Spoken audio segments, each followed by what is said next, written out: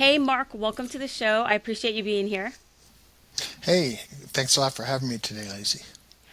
I'm curious, you are the director of Army Retirement Services.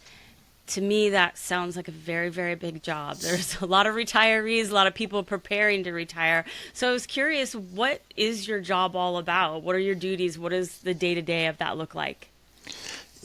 That's a question I get asked quite a lot. And so, in general, what I tell people, what I do for the Army, I basically have two main jobs. My first job is to prepare approximately 30,000 soldiers to retire from the Army every year, and that's all three Army components. And then my second job is to take care of those retired soldiers and their surviving spouses for the rest of their lives. And there's just over 1 million retired soldiers and about 250,000 surviving spouses. That's a big group of people that you are responsible for helping out, Yeah, especially surviving spouses and family members. yeah, and it's a. I mean, understanding that I don't do it alone, obviously, and I have a small staff. Um, and I'm a headquarters department of the Army, so it's policy primarily and program oversight that's executed around the world at Army installations, Army Reserve Readiness Divisions, and then Army National Guard State Headquarters. Well, I reached out to have you on the show because I follow you on LinkedIn and you put out a lot of great information obviously about retirement in the military, and I saw a post that you did about a new military medical retirement calculator that is on the DoD website.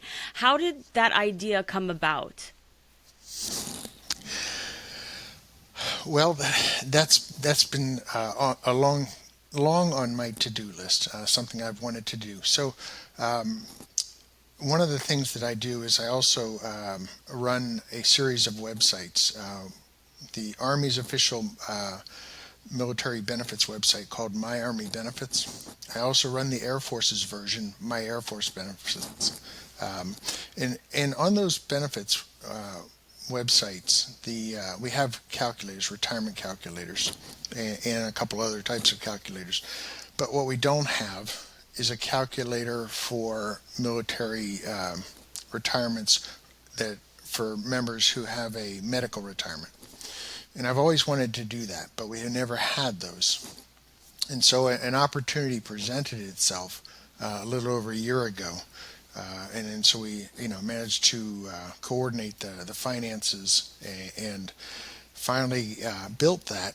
It's not yet in my Army benefits or my Air Force benefits. It's actually right now on the DoD military compensation website.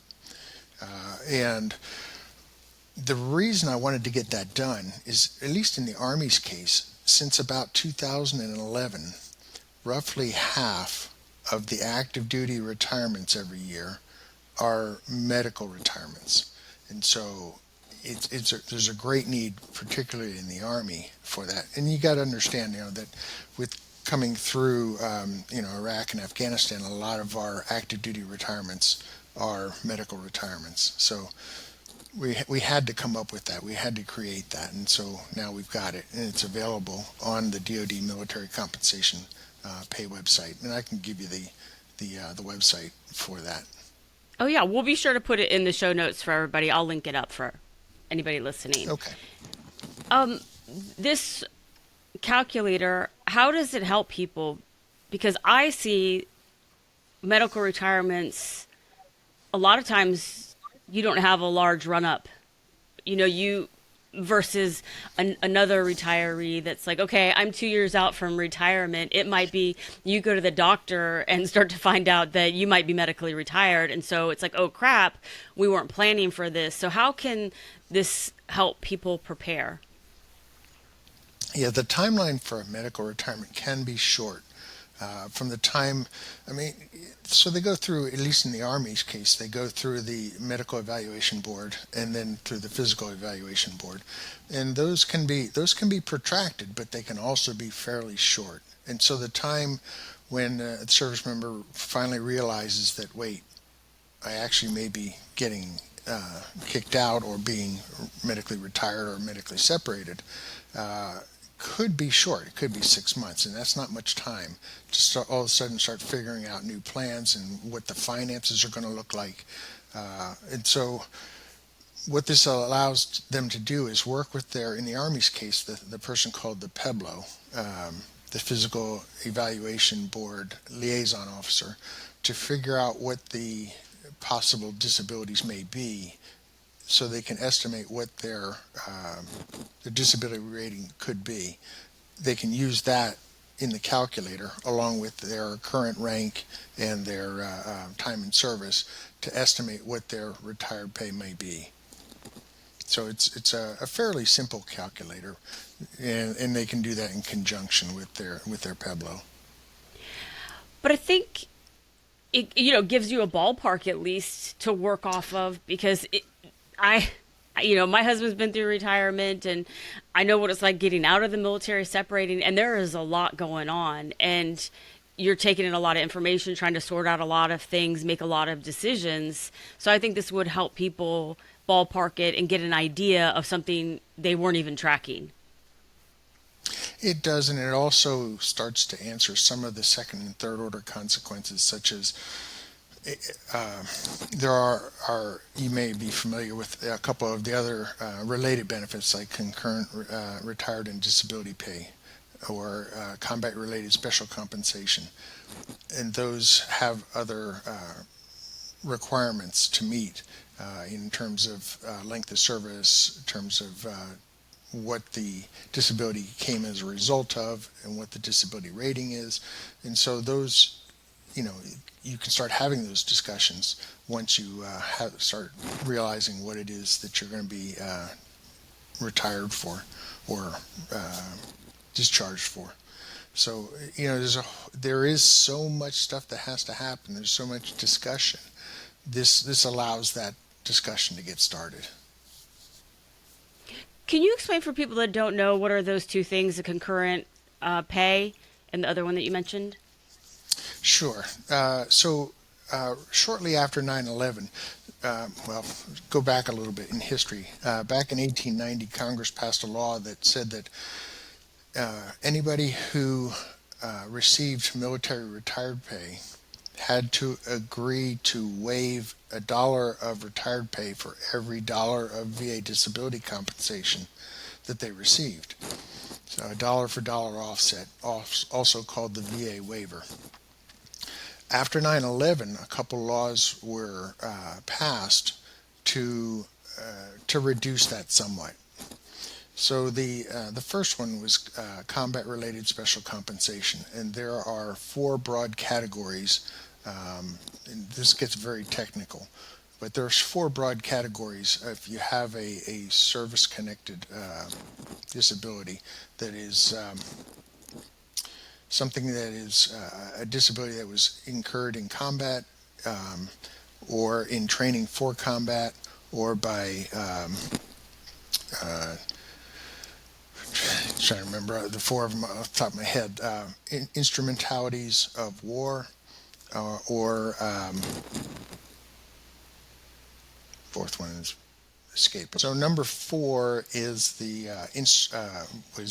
hazardous service. That's things like parachute duty or demolition duty or flight duty. And so that's combat-related special compensation.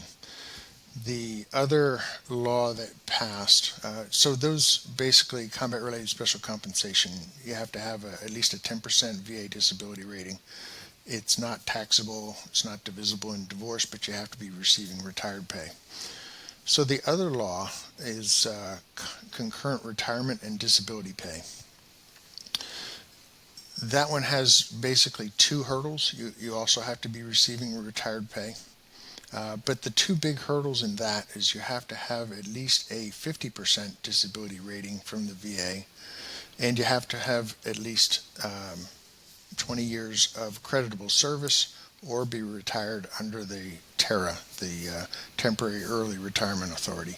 Almost nobody's retired under that, so the big hurdles are 20 years and 50% disability rating. What that allows is under concurrent retired and disability pay allows people to receive all their retired pay and all their disability pay. So the CRSC just offsets some of it. So what CRSC is good for is for those people who have less than 20 years. They get medically retired with, say, 5 years or something like that. I I have a question I was going to ask, but I want to skip around because I don't want to lose track of what you're just saying. I want to talk about military retirements and divorce because Hmm. I feel like I have been getting a lot of questions, outreach, more and more about divorce, which is, probably not a good thing. But some people are saying that this is a way for the retirement pay to not be in a divorce. Is this the concurrent combat related thing? So if a service member gets that, then now a lot of their retirement pay isn't divisible. So, I mean, the reality is it's predominantly men that are retiring, women that, are military spouses, but doesn't matter. That happens a lot. And I don't think a lot of people are aware of that if it is moved into that category, you're not going to get a large chunk of that retirement pay in the divorce. Is that correct? Yeah, yes. This is an area that is fraught with a lot of danger, a lot of emotions, and so there are also a lot of, as the Navy likes to say, a lot of scuttlebutt about this. People pass on what they hear, and it's not necessarily accurate. And so the best thing to do is to talk to a staff judge advocate to get the real truth. Some of the key points to understand with these two benefits we were just talking about, combat related special compensation, is not retired pay. It is not divisible in divorce. Okay, so that is a special benefit that can't be divided by a state court judge in a divorce. Combat related, or excuse me, concurrent retired and disability pay, what happens in that is the member gets back the retired pay that would have been waived. Well, retired pay is divisible in divorce. So if the person has CRDP, as we call it, it is divisible in divorce. And all this is really wrapped up in the concept from the early 80s, a law that Congress passed called the Uniformed Services Former Spouse Protection Act. And what that just the basic concept, and we're not going to go into a lot of detail, is that when a couple gets divorced, the state court judge who is presiding over the divorce can include retired pay and the survivor benefit plan as part of marital property and can divide that just like they divide savings accounts, cars, houses, investments, those kind of things. So retired pay and survivor benefit plan can be part of that. Can you say the two again? Because I want to make sure I'm not confused. The first one is not divisible in a divorce, but it wouldn't be anyway because it's not military retirement pay. Is that correct? Correct. Combat related special compensation is not retired pay, and that is not divisible in divorce. But the Concurrent second retired one, and disability pay, yeah, concurrent retired and disability pay is divisible in divorce because that's retired pay. That's what the okay. person's getting. Yeah, I think the first one, people are thinking that, for example, if you're going to get $3,000 a month in retirement pay, you are going to get 1,500 of that labeled as the first one, and then it would be a smaller amount that's divisible in a divorce decree. But you're saying that's not the case? I know that you're not an attorney. I should throw that in there. Mark, I'm sorry. No, yeah, that's my disclaimer. I'm not an attorney. You should seek Yes. legal counsel. Yeah. And and I and saw your and, and face, Mark. here's the important part. If you are a retired service member or still in uniform, one of your benefits is to seek legal counsel from the staff judge advocate. Some people forget that when they're retired, they can still go back to the staff judge advocate and get legal counsel. So I urge them to do that. Make sure that they get the straight information. Okay. But that's the part that I'm confused on myself. And so it's like if it does reduce the total amount that would have been divisible, I feel like that's where military spouses are like, okay, this is something we should all be paying attention to. Yeah. So concurrent with combat-related special compensation, it just doesn't enter the discussion. That's not divisible. When somebody receives concurrent retired and disability pay, that I mean, it's all on the table. Disability pay, of course, is not divisible. So the VA disability compensation is not divisible in a divorce, but retired pay is. And so if there's no waiver, no VA offset of disability pay, uh, they're not losing the retired pay, they're keeping the retired pay. That becomes divisible. But again, I think this is just me not getting it, so I'm sorry, Mark. But the combat related disability compensation, if you let's say your retirement pay was going to be $3,000 a month and they gave you $500 in combat disability compensation pay, that's it has nothing to do with retirement. You're still receiving the same amount of retirement. It's just now you have an addition because of the combat related things. Is that correct? Right. So I know that combat related special compensation and concurrent retired and disability pay are very complex and can be very confusing. And so I have two charts that we use to explain the difference between the two benefits in a briefing that I put on my website, on the Soldier for Life website. And I'll give you the link to those so you can show those. But basically, Yes. a service member who, say, retires and receives VA disability compensation. For argument's sake, let's say DFAS computes their retired pay and they get $2,000 a month in retired pay. And then the VA grants them, say, $500 a month in disability compensation. But their VA disability rating is, say, 30%. Because that's under 50%, they don't meet the hurdle for the concurrent retired and disability pay. So they get the VA offset. So they start out with $2,000 a month. Now they've got the dollar for dollar offset, so they subtract $500. So they'll still get $2,000. $1,500 of it will be retired pay. $500 of it will be a VA disability compensation. But if one of those disabilities is combat related and they apply for combat related special compensation, they'll get that on top of it. And so the $1,500 of retired pay would be taxable and divisible by divorce, but the VA disability compensation of $500 and the CRSC above that would not be divisible. And so this is explained. I had to create a chart to walk people through this because it gets quite confusing. Yes, I'm confused, Mark. So I'm really excited to be able to go look at the charts because I think that is it. There's different nuances to all three, the different types of compensation and the military retirement pay. And so I think a visual is helpful to people. And you are dead on about people. I mean, the military spouse that is an unofficial attorney, the service members that are unofficial attorneys sharing information about divorce, and things get misconstrued, and that's how myths start. Absolutely.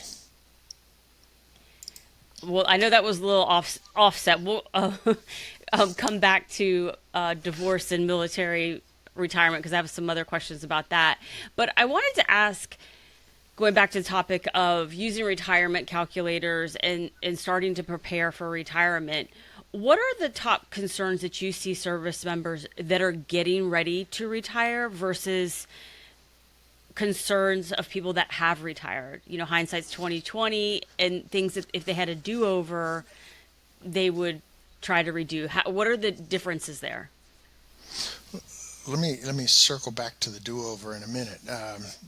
So the things that I would, if somebody is knows that retirement is in their future, there's a couple things that I would like to drive home to them.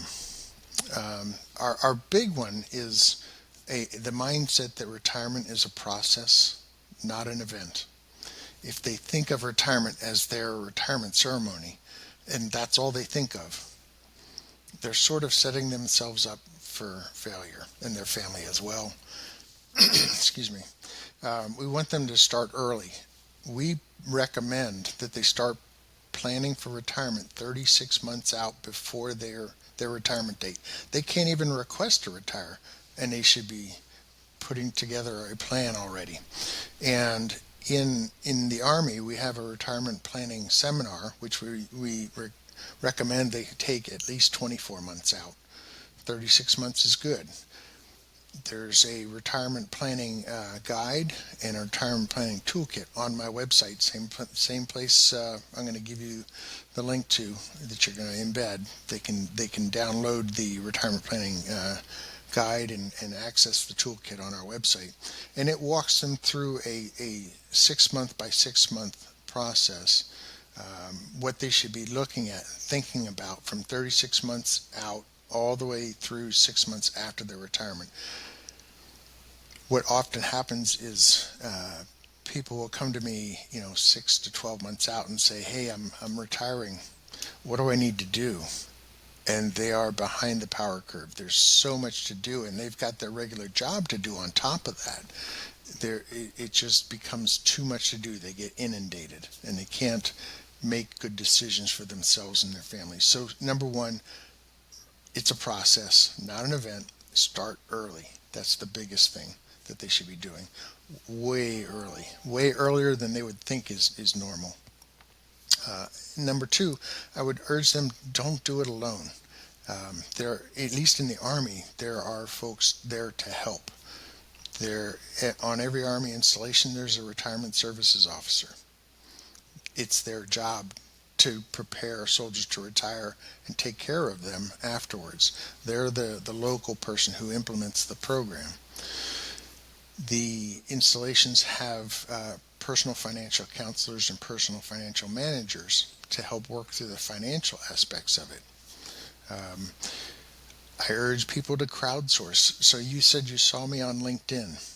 The reason I'm there is to try to get people talking about it and understanding what the resources are and have the discussions. There's a large veteran community on LinkedIn of people who have been there. They've gone over this path and they have experiences to share. And so if you're going to retire, you want to talk to the people who've been over this path. The one ironic part about our Army's senior leaders is they haven't retired. They don't know what they don't know, and so they can't really mentor their subordinates in how to retire. They've not done this before. And so where we should be reaching out to is people who've done this in the last year or two or three, and it's fairly recent. Another advantage we have, and it's something we do for the Army, but we'll let the other services in on this as well. I publish a quarterly newsletter called Change of Mission. It's the Army's retirement planning newsletter. It's also on my website. You can tell on the Soldier for Life website, we put all of the documents and resources out there for people to access. So the Change of Mission website, Change of Mission newsletter has a column every quarter written by somebody who's retired within the last 12 to 36 months. And the intent of it is lessons learned. When I seek people out and say, what would you tell somebody who's getting ready to retire, what are the lessons you wish you had known, somebody had told you? And that's what they write their articles about. And so they're passing along to people getting ready to retire what they wish they had known. So Uh, so I'm sorry. Go ahead. oh no, I was gonna say I think that's wonderful to have the perspective of people that have gone through it and recently gone through it to help people not have all of the hard lessons that they had. I mean, that's life. There's going to be some hard lessons, but if you can reduce the number of hard lessons, I think that's the goal in life is to learn from other people so you don't have to go through it yourself. So I think that's wonderful for the newsletter, but also you very succinctly summed up really truly what retirement is. It is not an event. It is a process. And I've never heard it explained that way, but that makes complete sense. It is just not this date or it's like you showing up for a change of command or your retirement ceremony. It's this process, like you said, and planning 36 months out, beginning that process and taking in the information slowly in order to be able to take action as you move forward or start mulling those things over and making a plan because often you're married and this is actually a couple decision and it's impacting the entire family. So I love the explanation that it's a process, not an event. And you just mentioned the point I was going to talk about next. If you're married, your spouse, the spouse is going to be retiring with you, and so all these things that you do. So everybody knows that the law requires everybody to go through the transition assistance program, 5-day program to prepare you to leave the service, active duty. In the Army, there's also a program, it's a 1-day program called the Retirement Planning Seminar that everybody is required to go through at least 12 months out. That's the one I was referring to. You should really do it 24 to 36 months out. But both at TAP and the Retirement Planning Seminar, service members should bring their spouse. Now, why should you bring a spouse? Well, a couple really good reasons for doing that. Number one, it's another set of ears that are going to hear something that the service member might be missing because they're distracted and they just miss it. So 2 sets of ears. The second reason is typically in a military household, the spouse manages some things and the service members manages other things. And so, like, for example, I'll give you my personal example. When I was getting ready to retire, my wife managed the monthly budget because, with me going TDY and deploying, she had to have it in order to manage it. And so I didn't manage it. I wasn't tracking the day-to-day stuff. She also was responsible for all of the health care in the family and our kids. I didn't know all the details of that. So as I'm trying to plan to retire, well, what are the 2 major things that are going to change? Healthcare and the budget. If I don't include her in that planning, that sets us up for failure. All of a sudden, the budget changed because the income changes. And then the healthcare changes, and she doesn't know what's going on. So absolutely got to include the spouse in all retirement planning. Yes.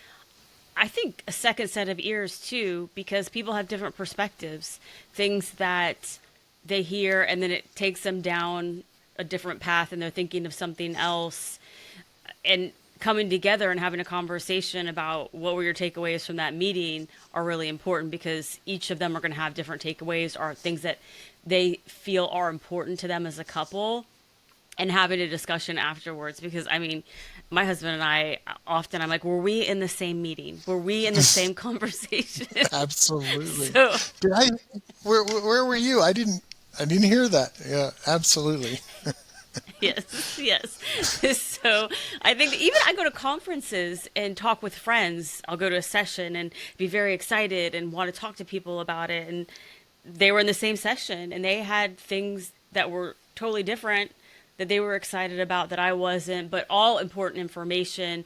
But you start to get focused on one thing or a couple of things that were important to you, and the other stuff sometimes doesn't resonate or get retained as much. So I completely agree. Having both spouses there is really important because they have different perspectives and also things in the planning that they might be thinking of differently. If they're talking about the SBP, one spouse might be thinking one thing, the other might be thinking another. I always say, the military spouse has a lot to say in that decision because they're the ones that have to live with it. That's the whole point of making that decision. So I think some people have more weight in the conversation on different subjects than others. So Well, sure. One spouse is sometimes a subject matter expert in one area, and the other is subject matter in something else. You go to each other's strengths. yes, that's a good point, each other's strengths. I want to flip back just for a second and ask, what are some of the myths about military retirement and divorce? We touched on my mind just went blank. the I'll help you out here. the Yes, please help me out, Mark. So, there are a lot. So the number one myth that I hear from both spouses, former spouses, service members is typically I'll hear this from spouses and former spouses. We're getting divorced, so I get half his retired pay. That's not what the law says. The law just says that the state court can consider retired pay as part of the property to be divided. It's up to the judge to divide it or not. It doesn't have to be part of the settlement. It can be, and how much it is, it just depends on, everything's negotiable in a divorce. And so there is no set rule. So it's not like, yeah, I get half. It's not like, I think in California where it's a community property state and there's that 50-50, I think. It's not like that. And so, again, go back to seek the counsel of your staff judge advocate. Yes. Well, and I think too, people have different circumstances with their retirements that would impact a divorce settlement. So, hearing what somebody else got in their divorce case, it is not a good way to plan your divorce. This is the way it worked for them, so this is the way it's going to work for me. You could have been married for a shorter amount of time. That time you were married might not have been predominantly when they were on active duty. So there's a lot of nuances, I would think.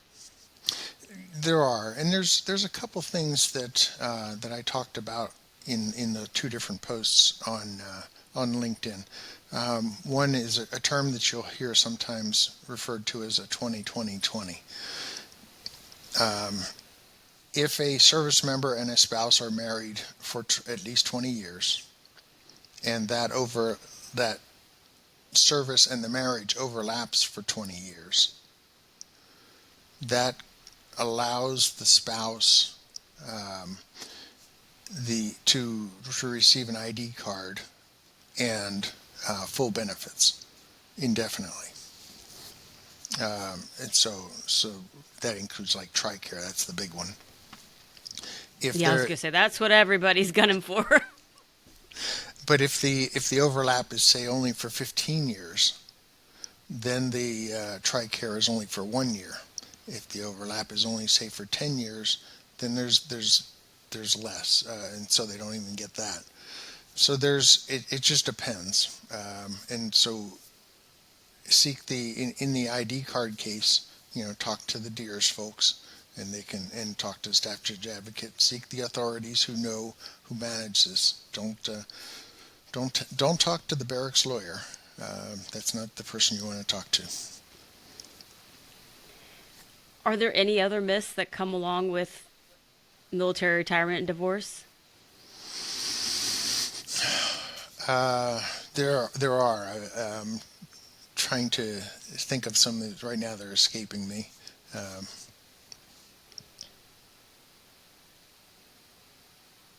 I was trying to think of one. Pause just for a second while I wanted to look at your LinkedIn post real quick. yeah, I was going to say that. Oh, If you just have one more, that would be great, and then I'll move on to my quick random questions.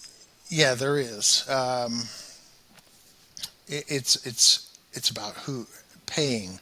You know, whether DFAS pays or the member has to pay the former spouse. Um, and DFAS will only pay if the former spouse and the member were married for at least 10 years. Then DFAS will set up an account for the former spouse. If not, say for example, the marriage was only for 8 or 9 years, then the member has to set up a direct uh, has to pay the former spouse directly. DFAS won't get involved. So is that the myth that people think automatically you get paid directly from DFAS and they don't realize you have to be over 10 years? Yeah. Oh, okay. All right. Well, we'll leave that there then. Those are the two myths. Okay. Is that good, or do Yeah. you want to look for another We one? no. That's good. So I mean, do you want to? Was that good, or do we need to say that in terms of recording? It would be great if we could say it again. Okay. You could start off by All right. saying another myth. Okay. And then before we do that, we haven't really talked too much about post-retirement stuff. We've talked about retirement planning. If there's anything you want to talk about in terms of post-retirement. Oh, yeah, I'll ask that question after this. Okay. All right.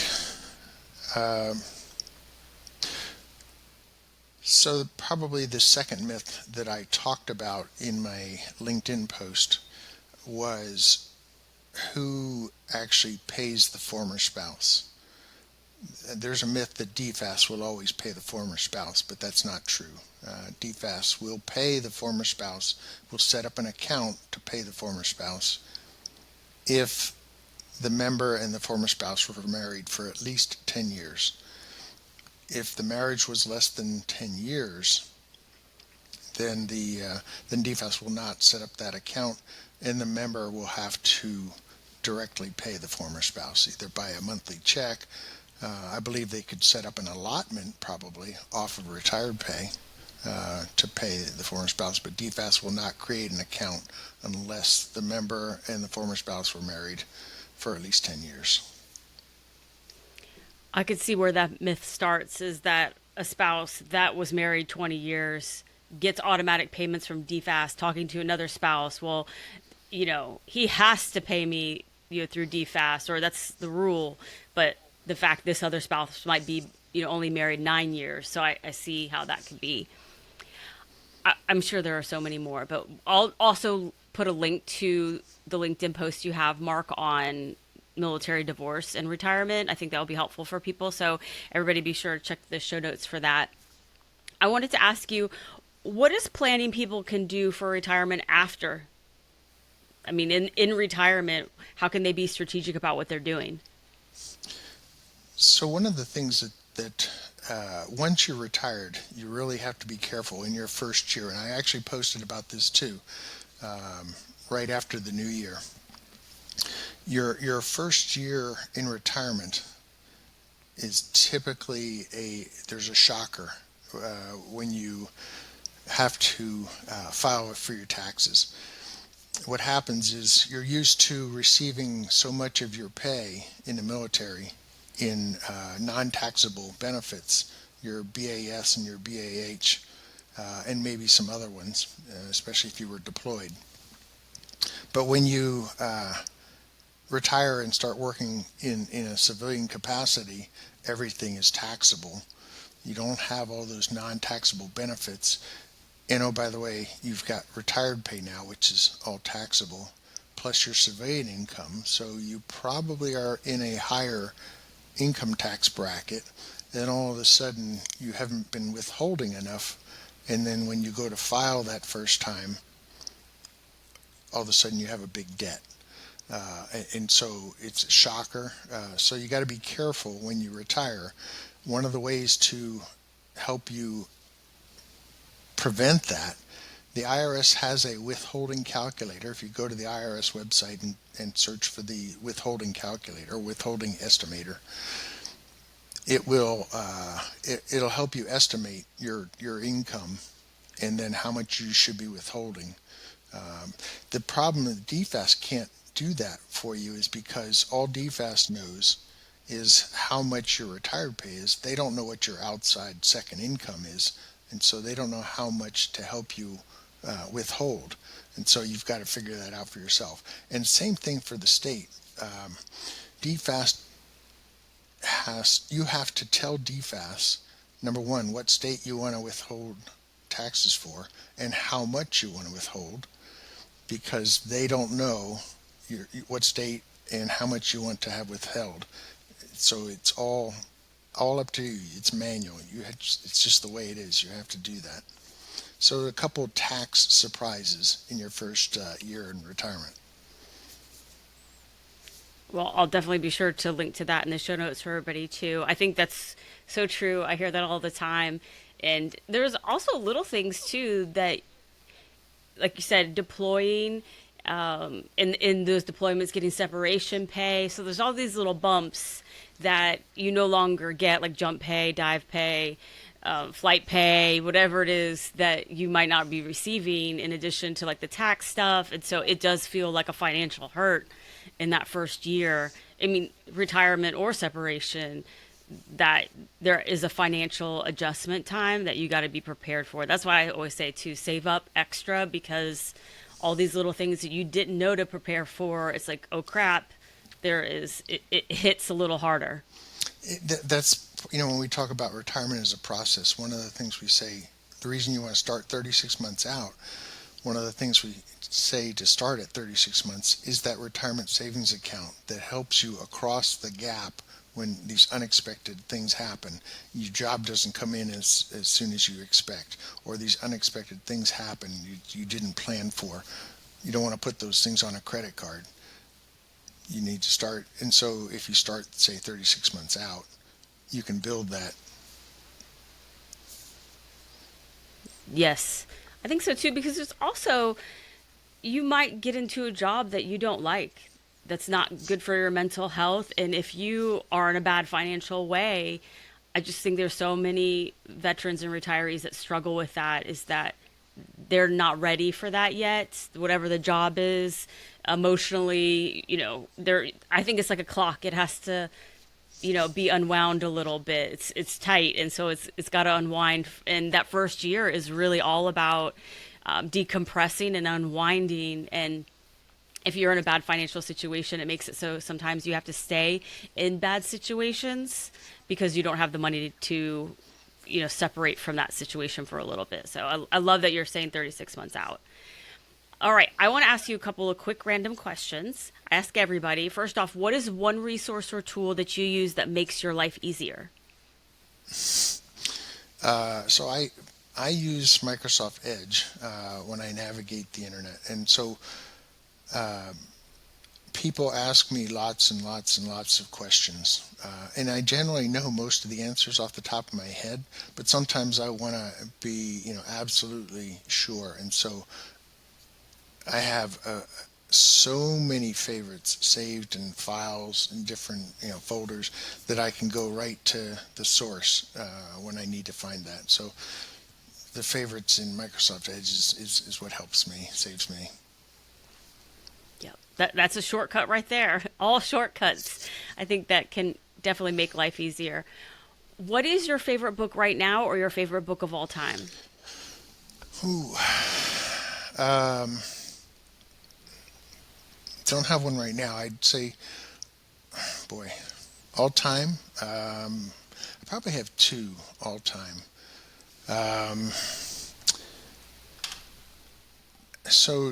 General Colin Powell's autobiography, My American Journey, I really loved that one. Actually, I got it from my mom. She read it and said, "Hey, you should read this," and I did, and I loved it. And then another one that I discovered, I can't remember where I read it. It's probably not well known. The author is Richard Bach. It's called Illusions: The Adventures of a Reluctant Messiah.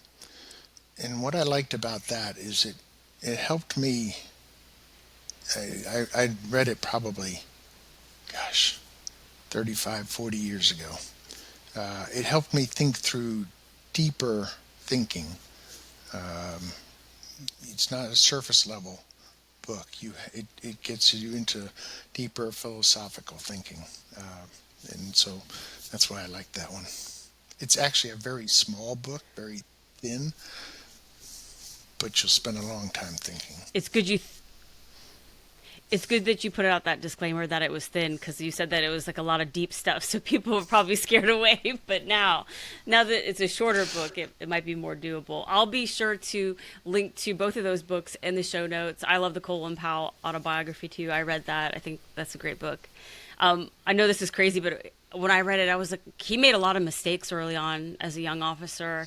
And not that I want anybody to make mistakes, but it did make me feel better about my life. I'm like, oh, if Colin Powell can mess up and still succeed in life, then I can make it too. So I'll put a link to that in the show notes for people. Yeah, Second Lieutenant Colin Oh, Powell lost his pistol. That's a that's career ender. exactly what I was thinking of. Yes, yes. I know that's such a huge no. I mean, no is not even like that's such a that's such a small way of saying what a big deal it is to lose a weapon. So, it's mind blowing. And he was so humble. If you look at his grave marker now, it's nothing big. It's very simple. You would hardly know it was him. Wow, that's my father actually received a coin from Colin Powell when he dedicated the Buffalo Soldier Monument at Fort Leavenworth. So that's a big thing in our family that my dad got to meet him and got a coin. So a fun Lacey fact, or I guess it's a fun fact about my dad, not me, but I lived there at Fort Leavenworth when it happened, I guess is my claim to fame. It's great. Okay. Now it is time for my favorite part of the podcast, which is game time. And today we're Oh going to be no. playing fact or fiction. Are you ready Okay. for this?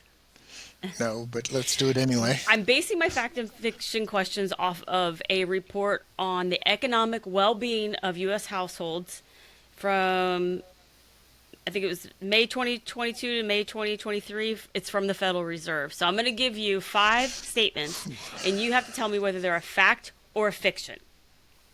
And if you get 3 out of the 5 correct, you get bragging rights, Mark, that you won game time on the MILMO show, which is a really big deal around here.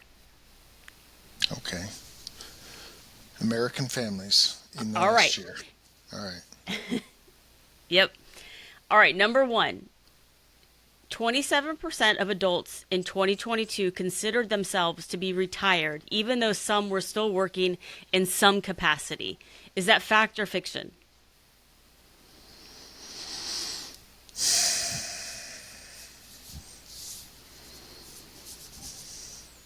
I'd say it's fact. That is true. It is a fact, which sounds, it's a confusing statement, but people have different definitions of retirement. So I could see that 27% of people are still working, but they're maybe not working it the way that they used to. And so they feel retired. So you got that one correct. Number 2, retirees with more education were more likely to work in retirement. Fact or fiction? I would say fact. That is correct. 2 for 2, Mark.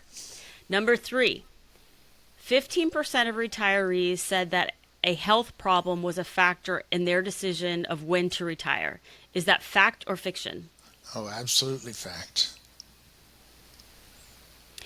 It's fiction because it's higher.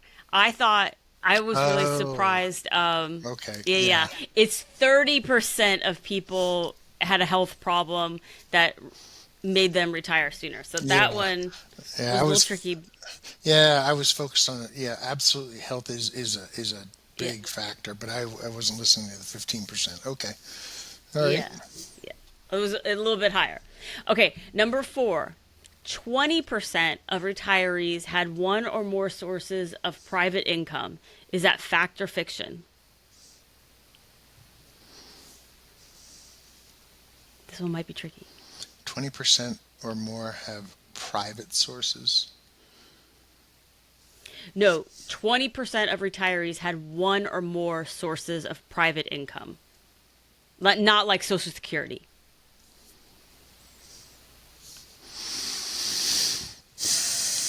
I'll say it's fact. It's probably It's fiction, but I would say fact. It's fiction. It's the number again. It's actually, which I was surprised at this number. 79% of retirees had one or more source of income that was other than like Social Security or government. So I Really? was happy to hear that number, 79%. That's surprising, given the average person doesn't have $400 in a savings account. Yes. Yes, it didn't say the amount, so it might be, $100 a month. I don't know, but it said 79%. So I'm hoping that the Federal Reserve did their homework correctly. All right, number 5. The median age of all retirees is 69. Is that fact or fiction?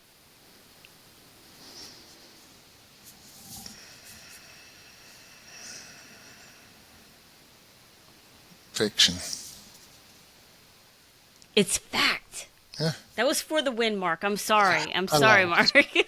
It was tricky. It says in this report it says 69%, but I would like to just throw out the disclaimer for you that these are all different research that have different people that they interviewed, so it's that number might be a little bit different for other results. well, someday you'll have to have me back and see if I can win next time. I will, because I have so many more retirement questions. I feel like we got into a lot of great stuff. It was a little offshoot about the divorce, but a lot of things you cleared up that get misconstrued. So we'll definitely have to have you back and get a second try at game time. But I appreciate you playing the game and being on the show. Can you tell everybody listening where they can learn more about you and the work that you're doing? Sure. My website is soldierforlife.army.mil/retirement. And you can, if you want to reach out to me, the best place to find me is on LinkedIn, and you're going to put that into the link there. So I'm on LinkedIn. I generally post about retirement planning and post-retirement subjects 2 or 3 times a week. Wonderful. I'll be sure to link it up for everybody in the show notes. Thank you again, Mark. I appreciate it. Hey, thanks for having me on today, Lacey.